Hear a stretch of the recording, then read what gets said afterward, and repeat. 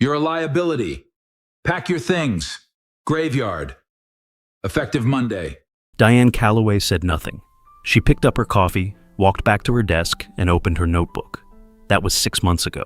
She had 22 years in emergency dispatch, 2 state awards, a reputation for hearing things in a caller's voice that no training manual could teach.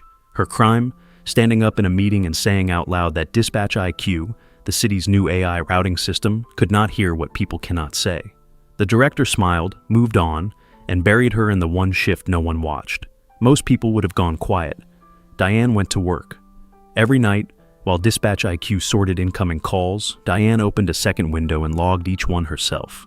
System classification on the left. Her own judgment on the right. She told no one.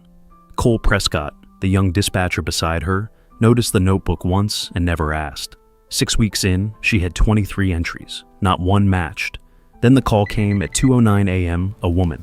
No clear words. Fractured breathing, a low sound in the throat, silence in the wrong places.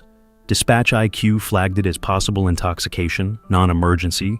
Estimated response 18 to 22 minutes. Diane had heard that breathing before. It was not alcohol. It was a stroke. She overrode the system and activated the high-priority stroke team. Then she called the regional power substation and requested a load alert for that block.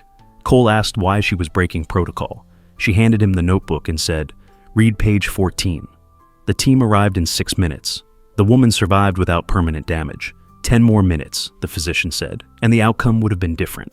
Page 14 was a table, 61 calls, 6 months, Dispatch IQ's classification next to Diane's, line by line. Silent emergencies, misrouted every time, dropped to low priority while she documented each one alone at 3 a.m. The investigation uncovered something sharper. The vendor contract required all errors to be reported through the company's internal portal within 30 days, or liability transferred to the city.